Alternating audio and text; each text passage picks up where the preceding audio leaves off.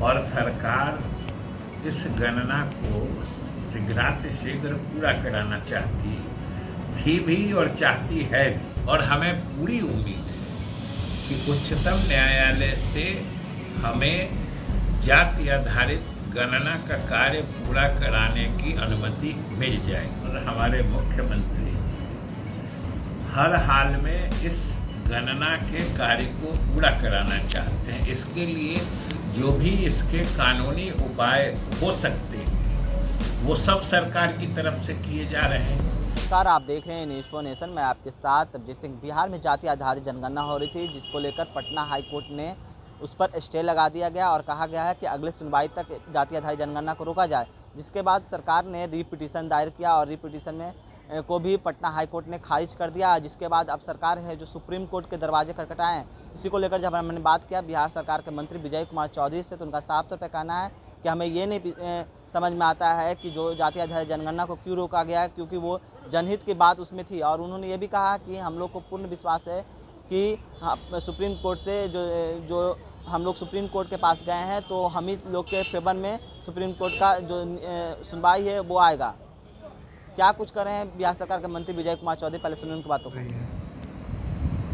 अभी तक जो जाति आधारित गणना के लिए जो भी आंकड़े एकत्रित किए गए हैं वो तो वैसे भी सुरक्षित ही है और सरकार इस गणना को शीघ्रातिशीघ्र पूरा कराना चाहती थी भी और चाहती है भी।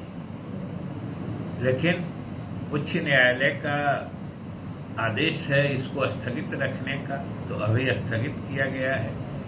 लेकिन आप देख रहे हैं कि बिहार सरकार और हमारे मुख्यमंत्री जी हर हाल में इस गणना के कार्य को पूरा कराना चाहते हैं। इसके लिए जो भी इसके कानूनी उपाय हो सकते हैं वो सब सरकार की तरफ से किए जा रहे हैं। पहले तो उसी कोर्ट से कहा गया कि आप फाइनल जजमेंट दे दीजिए, उन्होंने नहीं माना। तो अब माननीय उच्चतम न्यायालय में इस मामले को सरकार ले गई है और हमें पूरी उम्मीद है कि उच्चतम न्यायालय से हमें जाति आधारित गणना का कार्य पूरा कराने की अनुमति मिल जाएगी। वो इसलिए कि जो उच्च न्यायालय ने आदेश दिया है उसमें कई तरह की बातें हैं। जैसे वो दोनों बात कह रहे हैं कि इसमें आप वही सारे चीज या आंकड़े इकट्ठा कर रहे हैं जो आम जनगणना में ली जाती है। आप वो आदेश पढ़िएगा, उसमें ये भी लिखे।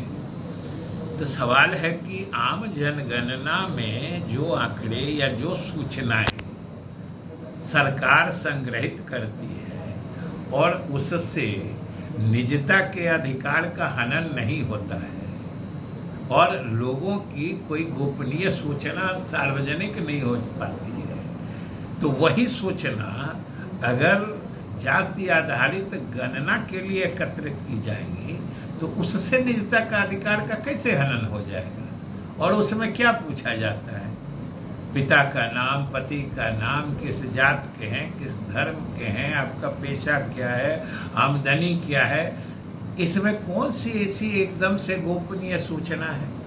ये तो आम सूचनाएं हैं और उच्च न्यायालय ने स्वयं कहा है कि ये सभी सूचनाएं वैसी ही हैं जैसी जनगणना में ली जाती हैं। तो जनगणना में ली गई सूचना और वो सब सार्वजनिक होती है, तो अगर उससे निजता के अधिकार का हनन नहीं होता है तो फिर राज्य सरकार वही सूचना लेती है तो उसे निजता का अधिकार का हनन कैसे होगा। दूसरी बात है कि उन्होंने यह भी कहा कि विधानमंडल ने अगर सर्वसम्मति से प्रस्ताव पारित किया तो उसने कानून क्यों नहीं बनाया।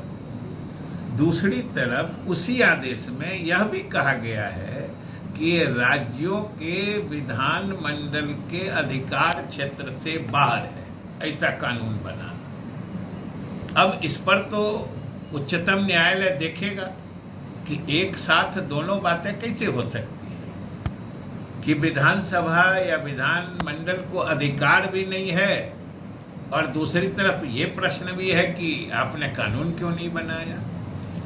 और सबसे बड़ी बात है कि जाति आधारित गणना का आज प्रसंग है, इसकी आवश्यकता है। सरकार की नीतियों के निर्धारण के लिए, चाहे केंद्र सरकार की नीतियां हो, राज्य सरकार की नीतियां हो, जब हम अन्य पिछड़े वर्गों में अति पिछड़े वर्ग की अवधारणा स्थापित कर चुके हैं। बिहार सरकार के मंत्री विजय कुमार चौधरी, उनका साफ तौर पर कहना है कि जो हम लोग जो सरकार की ओर से जो सुप्रीम कोर्ट के दरवाजे खटखटाए हैं, तो हमें पूर्ण विश्वास है कि सुप्रीम कोर्ट के द्वारा जो फैसला आएगा वो हम ही लोग के फेवर में आएगा। इस तमाम खबरों को न्यूज़ एक्सपोनेंशन के साथ नमस्कार।